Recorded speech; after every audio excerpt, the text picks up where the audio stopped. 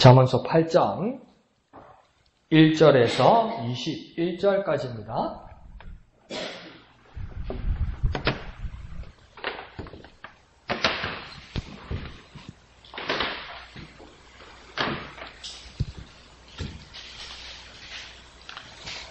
생명의 상 8월 29일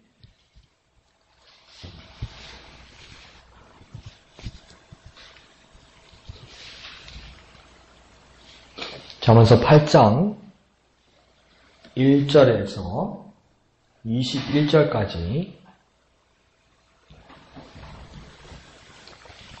다 같이 한 음성으로 읽겠습니다. 시작. 지혜가 부르지 아니하느냐? 명철이 소리를 높이지 아니하느냐? 그가 길가의 높은 곳과 내거리에 서며 성문격과 문어기와 여러 출입하는 문에서 불러 이르되 사람들아 내가 너희를 부르며 내가 인자들에게 소리를 높이노라. 어리석은 자들아 너희는 명철할지니라. 미련한 자들아 너희는 마음이 밝을지니라. 너희는 들을지어다. 내가 가장 선한 것을 말하리라. 내 입술을 열어 정직을 내리라. 내 입은 진리를 말하며 내 입술은 악을 미워하느니라. 내 입의 말은 다 의로운즉 그 가운데에 굽은 것과 패약한 것이 없나니 이는 다 총명 있는 자가 밝히 아는 바요 지식 얻은 자가 정직하게 여기는 바니라. 너희가 은을 받지 말고 나의 훈계를 받으며 정금보다 지식을 얻으라. 대저 지혜는 진주보다 나음으로 원하는 모든 것을 이에 비교할 수 없음이니라. 나 지혜는 명철로 주소를 삼으며 지식과 근신을 찾아 얻나니 여호와를 경외하는 것은 악을 미워하는 것이라. 나는 교만과 거만과 악한 행실과 패역한 입을 미워하느니라. 내게는 계략과 참 지식이 있으며 나는 명철이라. 내게 능력이 있으므로 나로 말미암아 왕들이 치리하며 방백들이 공의를 세우며 나로 말미암아 재상과 존귀한 자 곧 모든 의로운 재판관들이 다스르느니라. 나를 사랑하는 자들이 나의 사랑을 입으며 나를 간절히 찾는 자가 나를 만날 것이니라. 부귀가 내게 있고 장구한 재물과 공의도 그러하니라. 내 열매는 금이나 정금보다 나으며 내 소득은 순금보다 나으니라. 나는 정의로운 길로 행하며 공의로운 길 가운데로 다니나니 이는 나를 사랑하는 자가 재물을 얻어서 그 곳간에 채우게 하려 함이니라. 아멘.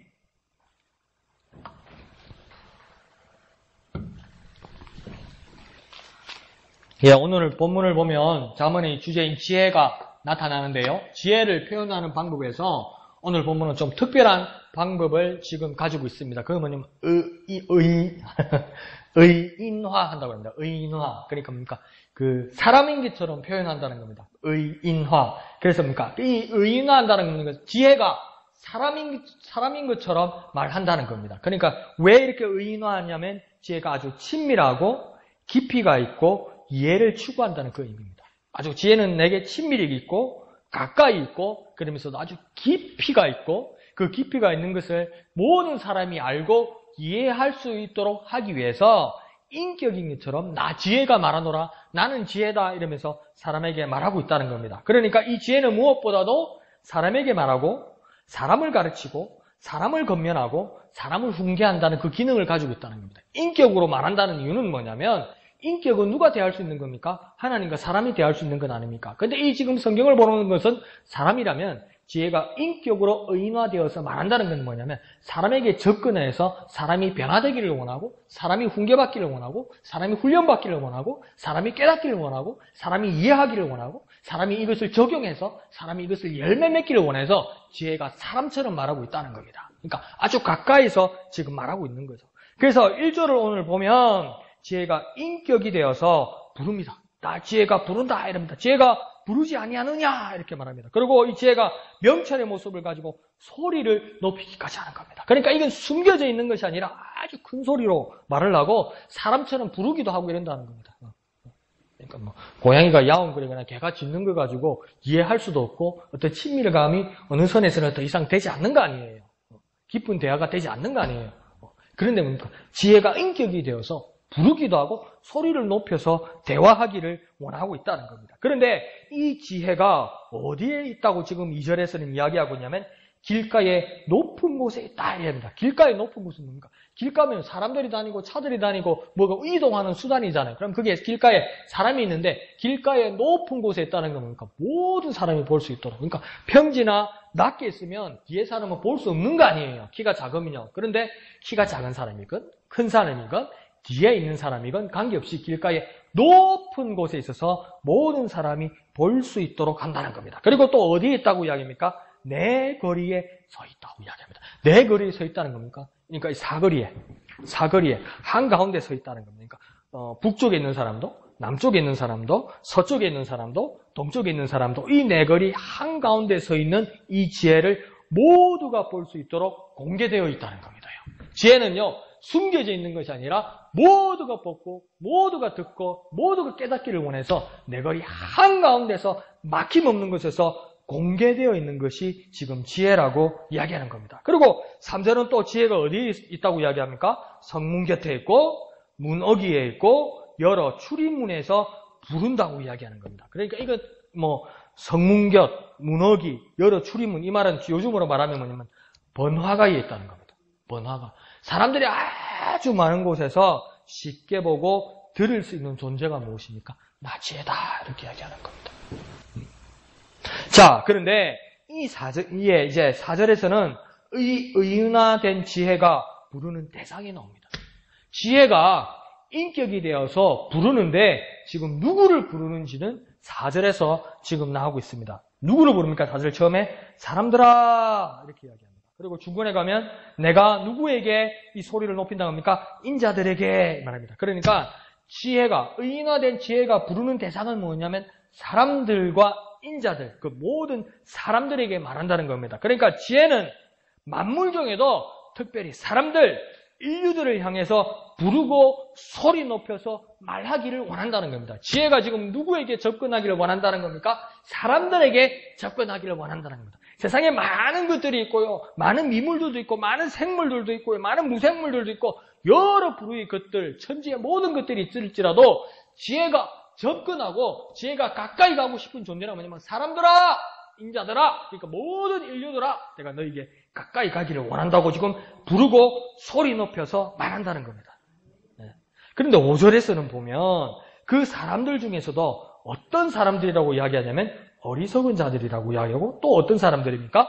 미련한 사람들에게까지 지혜가 말하고 있다고 이야기합니다. 그런데 우리는 보통 어떻게 생각합니까? 지혜는 아주 똑똑하고 사모하고 잘 깨닫는 사람들, 추구하는 사람들만 찾을 수 있고 가질 수 있는 것이 지혜라고 우리는 여기 이때까지 생각했어요. 그게 틀린 말은 아닌데 지혜는 어디까지 영향을 미치기를 원하냐면 심지어 어리석은 자일지라도 심지어 미련한 자일지라도 지혜는 그들에게 가서 그들을 깨우치기를 원한다는 겁니다. 그러니까 모든 인생들이 타고나면서 죄인이듯이 선한 사람이 없듯이 모든 인생들이 태어나면서 지혜로운 자는 없는 것 같아요.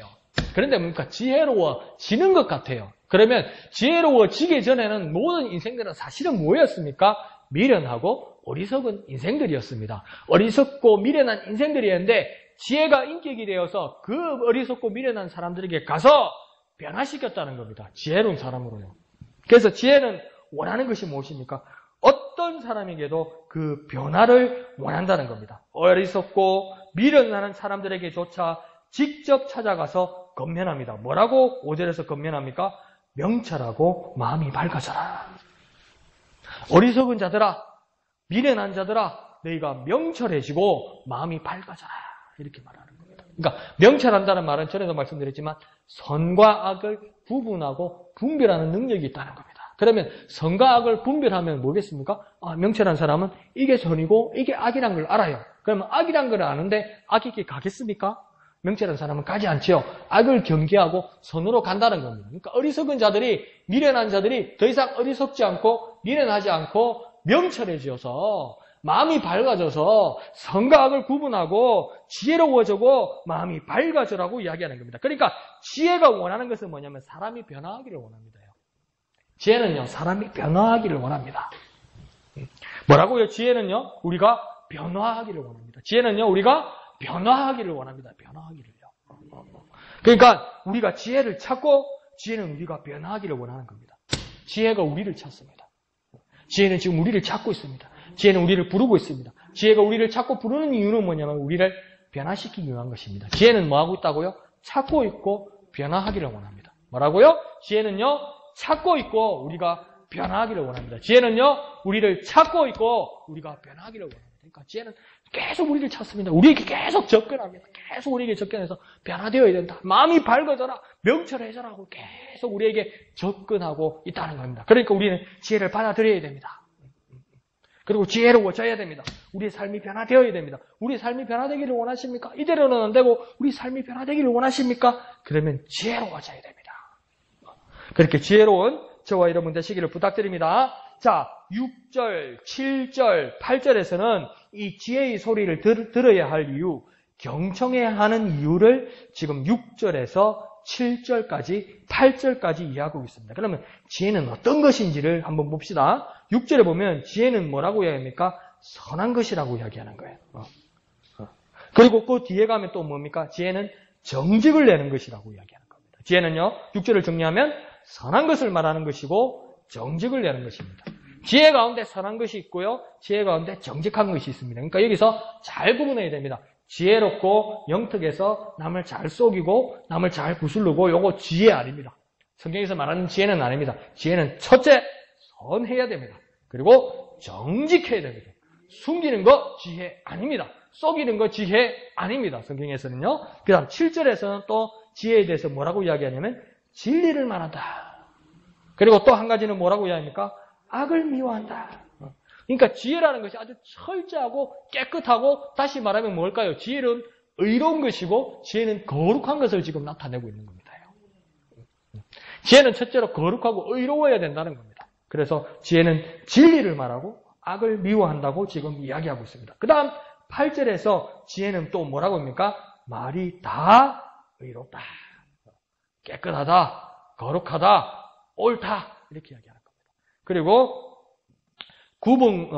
말이 다 의롭고 그 다음 굽은 것과 패역한 것이 없다. 굽은 것과 패역한 것. 패역한 것은 여러 뜻으로 이야기할 수 있지만 굽은 것과 비슷한 뜻이기도 하지만 조롱하고 비웃고 왜곡하는 걸 이야기하는 겁니다. 남이 잘 되면 부러운 게 넘어가면 시기하기 시작하면 남이 잘못되기를 원해서 괜히 조롱하고 비웃고 좋겠다 이래서 아이고 축하해요. 아이고 축하해요. 얼마나 좋으시겠어요. 이러면 좋겠네. 이게 뭡니까? 그게 패역한 말입니다. 사실은. 같은 좋다는 말을 쓰더라도 패역한 말입니다. 근데 지혜에는 그런 것이 없다고 이야기하는 겁니다. 그러니까 지금 성경이 말하는 지혜는 뭐냐면 아주 선하고 의롭고 바르고 정직하고 그 기반에서 시작하는 겁니다요. 그러니까 이제는 내가 마음에 안심이 놓여요. 우리 어린 애들을 정말 세상살이 잘하게 하기 위해서 잠언만 읽어라, 잠언만 써라. 그걸 내가 부정적으로 생각했는데 해도 될 것 같아. 뭐 야가 빠져가지고 성공하는 방법을 잠언서는 전혀 말하지 않으니까. 정직하고 바르게 살아라고 그러니까. 하나님이 원하시는 것이 뭔지를 정확하게 이야기하니까. 아마 잠언만 보려면 잠언만 보라고 그래서요. 잠언만 보다 보면 복음서도 보게 되고, 뭐 율법서도 보게 되고, 서신서도 보게 되겠지. 그죠? 잠언서라도 열심히 보면 좋죠. 그래서 지혜가 아주 다른 것임을 지금 보여주고 있습니다. 그러면 우리를 한번 진단해 봅시다. 지금 제가 이렇게 6절부터 8절까지 열거한 거를 보면 한 6가지 가량 나오는 것 같아요. 그러면 우리 자신을 진단해 볼 때 내게는 선함과 정직함과 진리와 악을 미워하는 것과 의로움과 패역함으로부터 벗어난 것이 우리에게 있는가 없는가? 지혜로운 사람이 되려면 최소한 이 본문에서는 6가지 항목이 딱 들어맞아야 되는데 내가 선해야 하고 정직해야 되고 진리 가운데 있어야 되고 악을 미워해야 되고 의로워야 되고 패역함으로부터 벗어나 있어야 되는데 내가 그렇게 살고 있는가?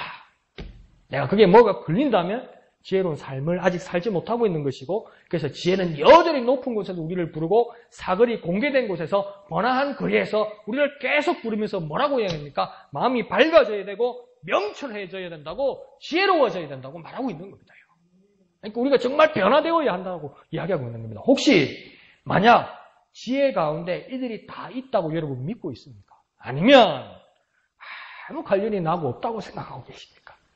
선한 거, 정직한 거, 진리, 이런 거 나하고 뭐 그리 중요합니까? 악을 미워하는 건 뭐 그렇게 중요합니까? 혹시 그렇게 생각하고 있습니까? 그러면 우리의 삶은 여전히 지혜는 우리에게 부르짖고 있습니다. 변화되어야 한다. 명철해져야 되고 마음이 밝아져야 된다. 그렇게 말하고 있는 지혜의 소리를 들으시는 저와 여러분 되시기를 부탁드립니다. 자, 10절에서 11절까지는 이제 지혜의 가치가 나옵니다. 그래서 보면 이렇게 재밌게 표현이 됐어요. 은을 받지 말고 뭘 받으라고 합니까? 나의 훈계를 받고, 정금 대신에 뭘 받으라고 합니까? 지식을 받고, 11절로 넘어가면 진주보다도 뭘 받아야 되는 겁니까? 지혜를 삼아야 되는 것인데, 자, 그러면 이렇게 어디게 우선인지, 어디가 더 많은지 쉽게 한번 다시 정리해 볼게요.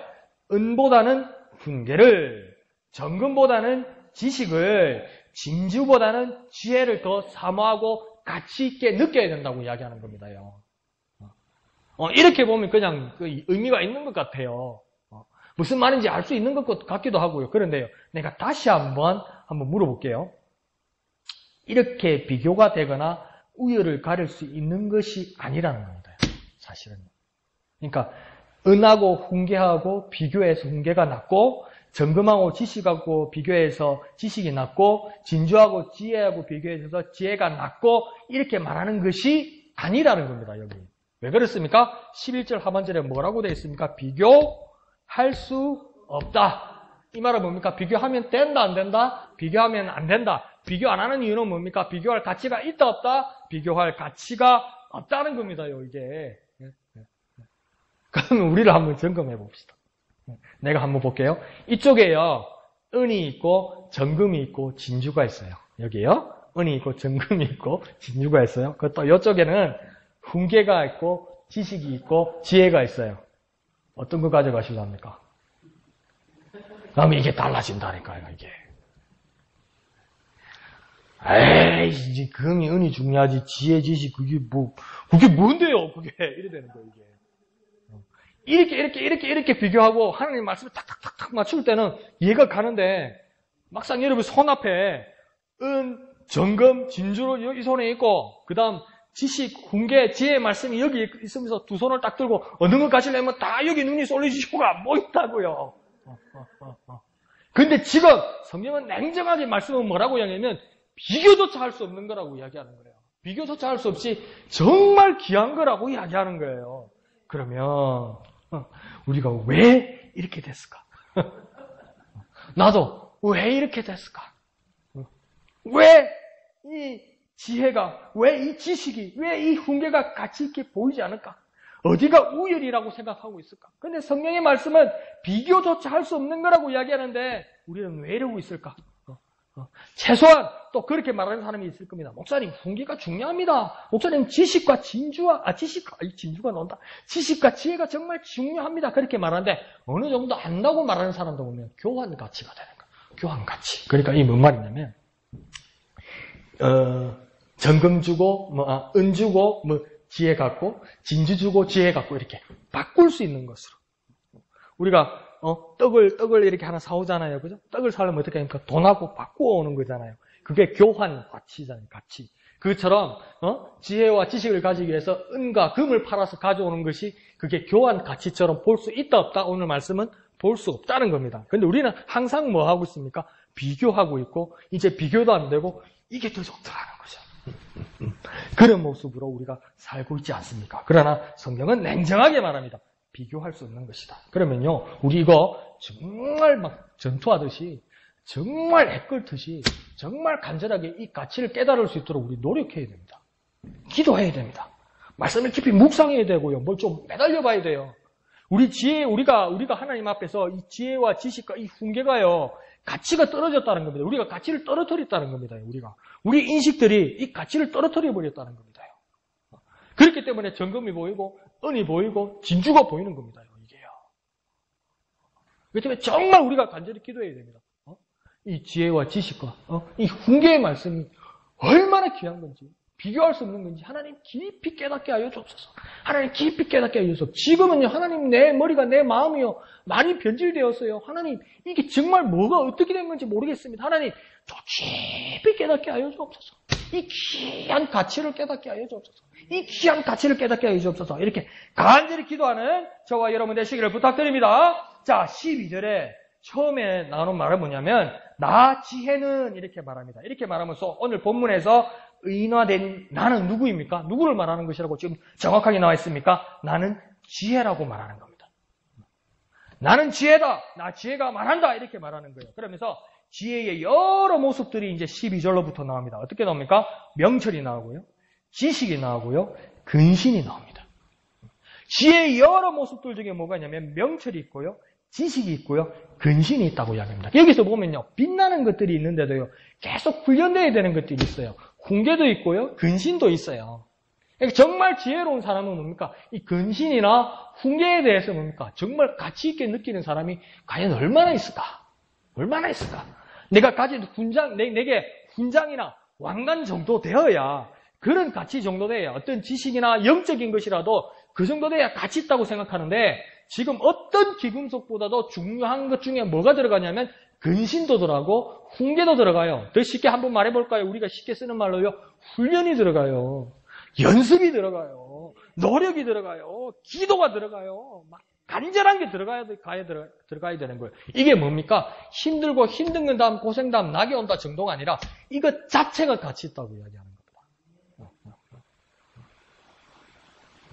여러분, 저와 여러분께서 어떤 목표를 가지고 어떤 비전을 가지고 어떤 이루어야 할 것을 가지고 목표를 가지고 열심히 헌신하기도 하고 찬양하기도 하고 예배하기도 하고 기도하기도 하고 매진하기도 하고 그런데 저와 여러분의 생각 가운데 이렇게 고생하다 보면 끝에는 낙이 올 것이다. 이 말도 맞는데 지금 훈련받고 열심히 달려나가고 땀 흘리고 눈물 흘리는 이 순간이 정말 가치 있다고 느껴야 된다는 겁니다. 더 주님께로 가까이 가고 주님과 더 밀착되어 있다는 걸 느껴야 된다는 겁니다. 목사님께서 지난주 수요일 말씀하셨나? 그렇게 말씀하셨잖아요. 주일날 말씀하셨나? 그렇게 목사님 뭐였는데 이게요. 오늘 살만 하면요. 기도 안 해요. 수요일. 오늘 살만 하면 기도 안 해요. 오늘 딱 숨이 깔딱깔딱 넘어갈 때 되면 그렇게 간절히 기도해요. 사람이 그래요. 오늘 먹을 요 과자 부스러기 밥 한 술 있으면요. 기도 안 해요. 근데 뭡니까? 밥그릇 소리가 딸까닥 나오면 그냥 살려달라고 기도해. 그게 사람이에요, 그게. 그런데요, 그 간절한 가운데 우리가 근신이 있고 훈계가 있는 순간 가운데 힘듦도 있고 숨참도 있고 때로는 고통도 있고 땀 흘리는 것도 있고 눈물 흘리는 것도 있는데 그런 거 필요하고 절실할 때는 그 기도하고 눈물 흘리는 순간이 있잖아요. 그 순간이 주님과 가장 가까이 있는 시간이에요. 알고 보니까. 가까이 있으려고 노력하고 애쓰는 시간이더라고요. 그러니까 그 시간이 뭡니까? 은혜에 있는 시간이에요. 은혜 가운데 있는 시간이에요. 그래서 지식과 그 훈계와 근신의 삶에서도 아주 그 가치 있는 삶임을 우리는 깨달아야만 할 것입니다. 자, 그러면서 뜬금없이 13절에서는 지혜를 말하다가 뭘 이야기하냐면 여호와를 경외하는 것에 대해서 나옵니다. 그러니까 지혜와 여호와를 경외하는 것 세상 사람들은 도무지 이해할 수 없는 것이죠. 그런데 여호와를 경외하는 것이 무엇이다 이렇게 나왔냐면 악을 미워하는 것이다 이렇게 이야기하는 겁니다. 그러니까 이게 뭐가 잘 안 맞는 거예요. 지혜에 대해서 이야기하다가 여호와를 경외하는 것에 대해서 말하고 여호와를 경외한다는 뜻은 여기서 무엇이냐? 악을 미워하는 것이다 그렇게 얘기하는데 그 다음 하반절에서 뭐라 하면 나 지혜는 뭐라고 이야기합니까? 교만과 거만과 악한 행실과 패역을 미워하는 자다. 나 지혜는 어떤 자냐? 교만과 거만과 악한 행실과 패역을 미워한다. 근데 미워하는 것, 나쁜 것들을 미워한다. 하나님 앞에 바라지 못한 것을 미워한다고 이야기하잖아요. 무엇이 그렇게 한다고 합니까? 나 지혜가 그렇게 이야기한다고 이야기하잖아요. 근데 그 앞에서 여호와를 경외하는 것은 뭐라고 합니까? 악을 미워하는 것이라고 이야기하잖아요. 그러면 미워하는 거 탁탁탁 다 떼버리면 여호와를 경외하는 이코는 뭡니까? 지혜라는 거예요.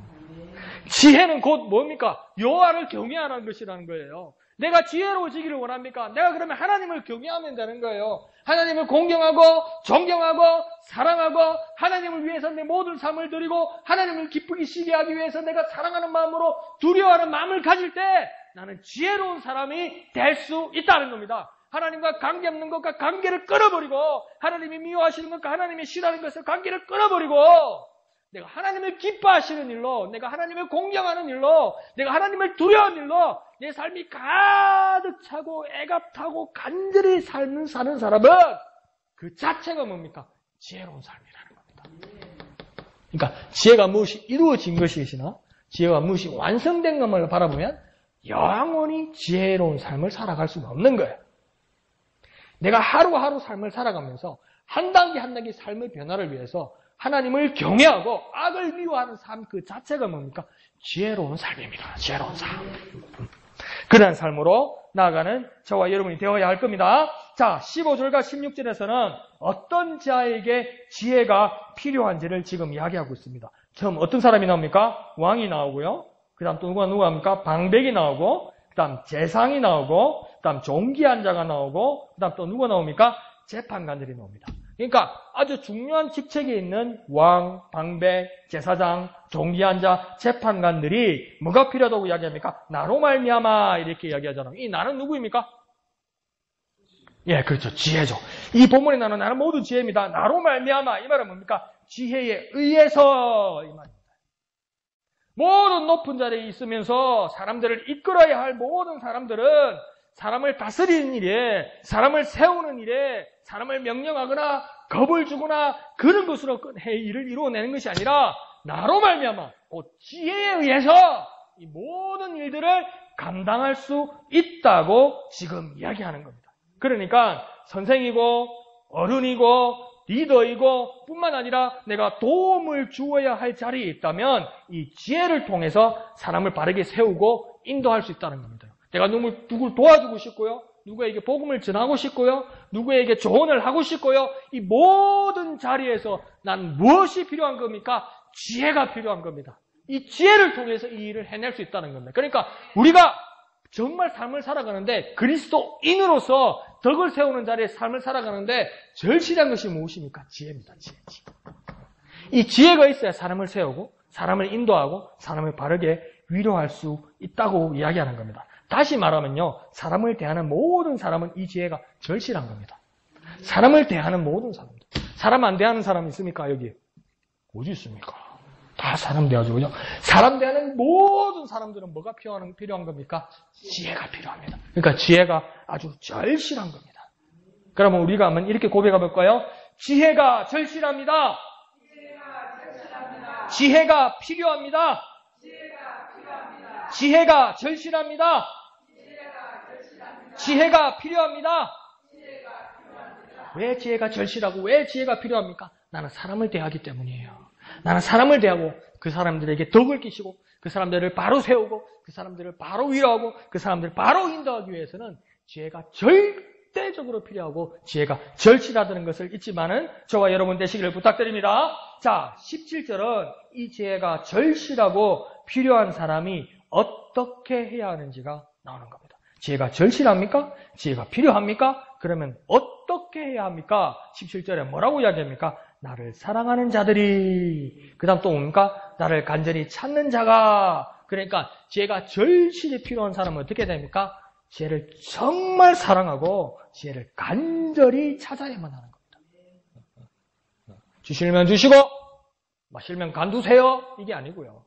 나는 사람을 대하고 사람을 세워야 하는 삶으로서 나는 정말 지혜를 사모하고 나는 정말 지혜가 필요합니다. 나는 지혜를 찾아야 합니다 하고 간절히 구하는 자에게 지혜의 사랑을 받을 수 있고 또 어떻습니까? 지혜를 만날 수 있다고 이야기하는 겁니다.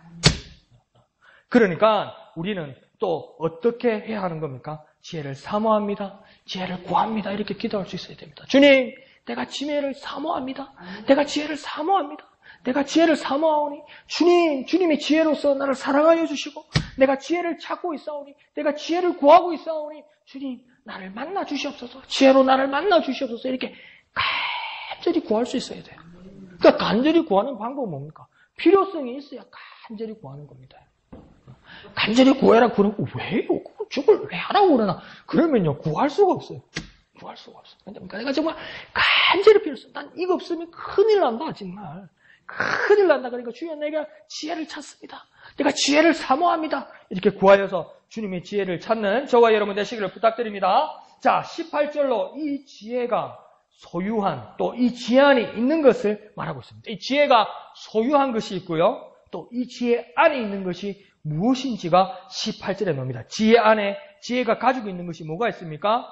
부귀가 있고요. 또 뭐가 있습니까? 장구한 재물이 있고요. 또 뭐가 있습니까? 공의가 있다는 겁니다.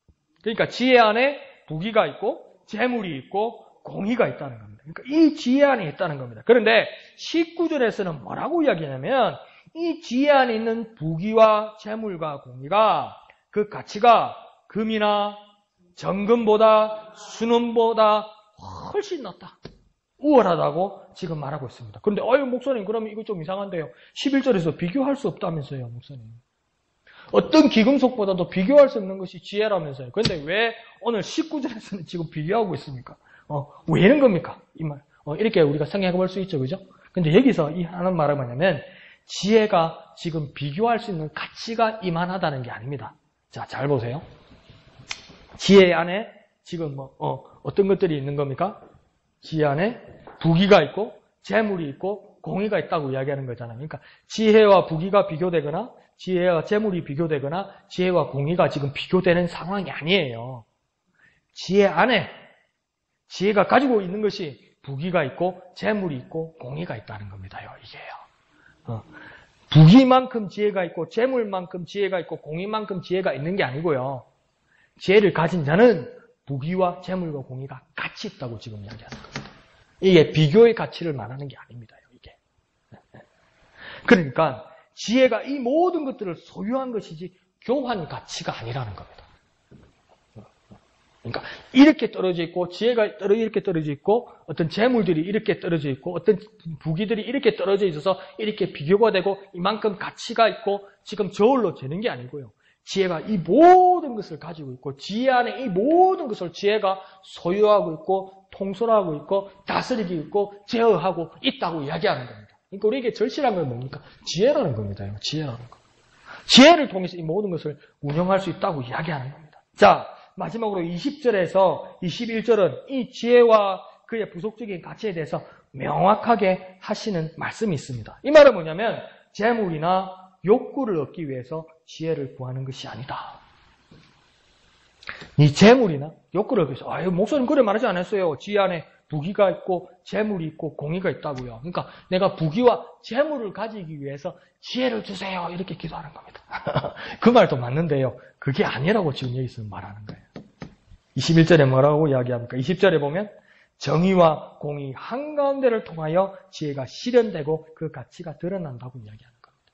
다시 생각해 볼게요. 부귀와 재물과 공의가 그것을 가지기 위해서 지혜를 구하는 것이 아니라 지혜를 통해서 정의를 통해서 공의 한가운데 지혜가 실현된다는 겁니다. 지혜가 그 가치가 있다는 겁니다. 이해하십니까? 아니, 무슨 말이고 이리 싶으죠? 그러니까 내가 어떤 것을 가지기 위해서 어떤 것을 내가 돈을 가지기 위해서 내가 건강을 가지기 위해서 내가 돈이 필요하기 때문에 내가 건강이 필요하기 때문에 내가 재물이 필요하기 때문에 지혜를 주셔서 이게 안 맞다는 겁니다. 그건 사실은 내 마음에 뭐가 더 귀하다고 생각하는 겁니까? 지혜보다 건강이 돈이 부귀가 명예가 더 귀하다고 생각하는 겁니다. 그러면 20절에 말하는 것처럼 정의와 공의가 없다는 겁니다. 정의롭지도 않고 공의롭지도 않다는 겁니다. 이해하시죠? 그 말에는 뭐가 있냐면 지금 비교하고 있는 겁니다. 지혜보다 공의와 재물과 부귀가 중요하다고 내 스스로 내 마음과 내 행동이 지금 증명하고 있는 거예요. 그 지혜는 그것을 비교할 만한 가치가 없다는 겁니다. 비교할 만한 그런 것들이 아니라고 이야기하는 겁니다. 다시 말해서 어떤 간교, 속임, 꼼수, 방책 등으로 얻은 그 부속의 가치들은 정의롭고 공의로운 지혜와는 아무 연관이 없는 겁니다. 다시 말하면 내가 간교를 부리거나 속이거나 꼼수나 방책으로 얻은 부귀와 재물 이 모든 것들이 있잖아요. 이것들은 지혜와 아무 관련이 없습니다. 아무 관련이 없습니다. 내가 어떤 수단과 방법을 가리지 않고 내가 모은 이 모든 것들 있죠. 근데 진짜 번쩍번쩍하고 막 방 안에 가득 찼죠. 내 곳간에 가득 찼죠. 그래도 이건 뭡니까? 지혜하고 아무 관련 없습니다. 아무 관련 없습니다. 왜요? 공의와 정의가 빠졌기 때문입니다. 정의롭고 공의로운 지혜와는 아무 연관이 없다는 겁니다. 그래서 21절은 뭐라고 얘기합니까? 지혜를 사랑하고 정의와 공의 가운데 있는 참 부귀와 재물이 곳간에 채워지는 것이다. 진짜 하나님의 곳간에, 올바른 곳간에 채워지고 가치 있는 곳간에 채워지는 것은 뭐냐면 지혜를 사랑하고 공의와 정의 가운데 있는 참 부귀와 재물이 곳간에 채워진다. 그러니 불의한 재물로 지혜로운 일에 쓸 수 있다 없다? 없다는 겁니다. 불의하게 번 것으로, 불의하게 번 재물로 지혜로운 일에 쓸 수가 없답니다. 에이, 목사님, 예수님 그랬잖아요. 불의한 재물로 친구를 사귀라. 그 말씀은요, 나쁘게 벌어서 친구를 사귀고 친구를 사라는 뜻이 아니에요. 그건 뭡니까? 돈 자체가 불의하다는 겁니다. 돈 가치 자체가 불의하다는 겁니다. 나쁘다는 게 아니고 돈 자체에 의가 없다는 겁니다요. 돈 자체는 의가 없습니다. 뜻이 없다는 게 아니고 의로운 게 없다고요. 돈 자체에 거룩한 게 없습니다. 그 말이에요. 그 의로운 가치가 없는 그 돈을 가지고 예수님은 뭐라고 합니까? 친구를 사라고 이야기해요. 어떤 말입니까? 의로운 가치로 변화시키라는 겁니다요. 그러면 제가 오늘 이 본문에서 말씀드리는 것은 불의한 재물로 지혜로운 일에 쓸 수 없다고 말씀드리는 거면 나쁘게 벌어서 공의와 정의 없이 벌어서 이 번 돈으로 지혜로운 일을 할 수 있다 없다? 없다는 겁니다. 없다는 겁니다. 그러니까 우리 어른들의 말에서 이건 어폐가 있는 겁니다. 개같이 벌어서 정성같이 쓸 수가 없다는 겁니다. 없습니다. 없습니다. 오늘 본문은 그렇게 말씀하고 있는 겁니다. 자, 그러면 오늘 본문 전체를 한번 이제 마지막으로 이렇게 결론을 지어보면 오늘 본문 전체는 지혜는 의인화되어 있습니다. 그리고 이 인격인 지혜가 사람에게 말하고 가르치는 것을 지금 말하고 있습니다. 그러면 사람에게 말하고 가르칠 수 있는 존재는 누구입니까? 사람에게 말하고 사람에게 가르칠 수 있는 존재는 딱 두 존재밖에 없습니다. 하나님이 가르칠 수 있고 사람이 가르칠 수 있는 겁니다. 사람이 사람에게 가르칠 수 있고 사람은 하나님이 사람에게 가르칠 수 있습니다. 그러니 하나님을 경외하고 하나님을 사랑하는 자가 하나님의 지혜를 가질 수 있는 것입니다. 하나님을 사랑하는 자, 하나님을 경외하는 자, 그 자만이 하나님의 지혜를 가질 수 있는 겁니다. 그러니까 참 지혜는 무엇입니까? 하나님을 경외하고 하나님을 사랑하는 것에 있습니다. 참 지혜는 뭐라고요? 하나님을 경외하고 하나님을 사랑하는 것이 있습니다. 그럼 우리는 어떻게 고백해야 되겠습니까? 하나님을 경외합니다. 하나님을 사랑합니다. 내가 하나님을 경외합니다. 내가 하나님을 사랑합니다. 이 모든 자에게 지혜로운 삶을 살아갈 수 있는 것입니다. 한번 다 같이 해볼까요? 하나님을 사랑합니다. 하나님을 경외합니다. 그래서 하나님을 사랑하고 하나님을 경외해서 지혜로운 삶을 사는 저와 여러분 되시기를 거룩하신 예수님의 이름으로 축원드립니다. 이 시간 기도하겠습니다. 하나님, 내가 하나님을 사랑함으로, 내가 하나님을 경외함으로, 내가 지혜로운 삶을 살아갈 수 있도록 주님 역사하여 주옵소서. 내게 지혜가 절실합니다.